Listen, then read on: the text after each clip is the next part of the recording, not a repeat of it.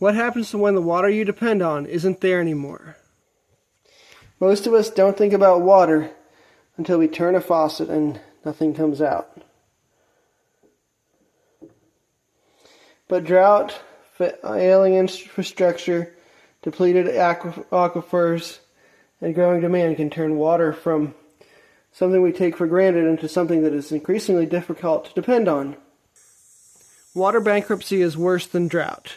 It's when normal rainfall is inadequate to meet your region's needs, and you just have years and years of just not enough water. We have this out in the American far west and in Arab countries and most of Africa and many other places in the world where existing rainwater is just not enough to meet growing needs.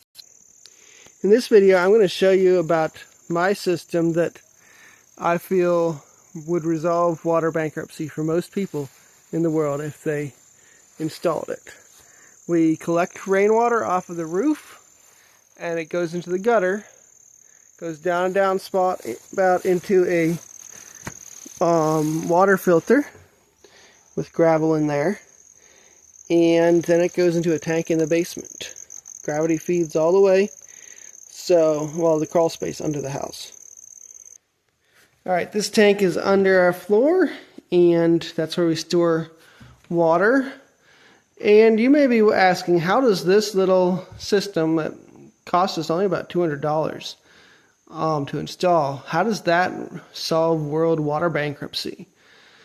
The reason is because it helps us not buy water, and so whatever the existing infrastructure is for the county, state, or region, or city, they don't have to cover our needs, except, well, we lived in this house 5 years and only got water from the county once.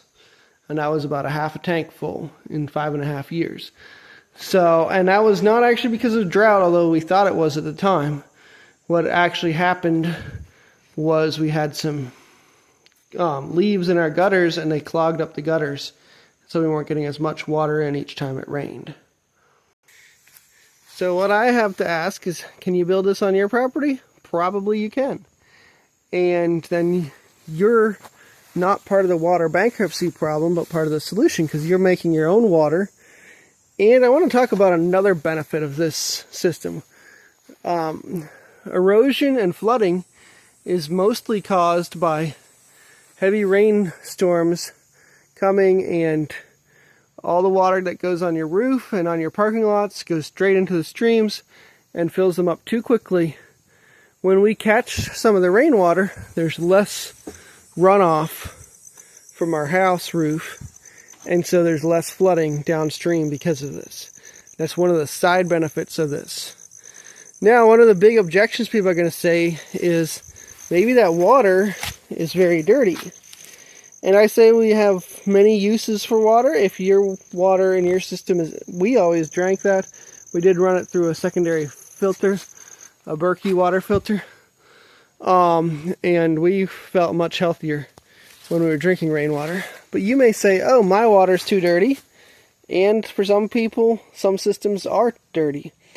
And I would say use it for irrigation, use it for toilet flushing. You don't need clean water for either of those.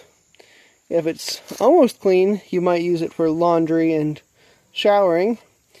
But either way, you're helping reduce the amount of need you have for the system, the grid system, whatever you have in your area from your city or your county or your state. And so you're meeting your needs partially with the water that you can produce, and you buy less water. And that means there's less pressure on the whole system. Anyway, I'd love to hear your comments, so please put them in the comment section below. And we'll have some vastly different ideas in future videos. I think composting is one of the solutions to food storage, or to food production, in a world with inadequate rainwater, or with water bankruptcy.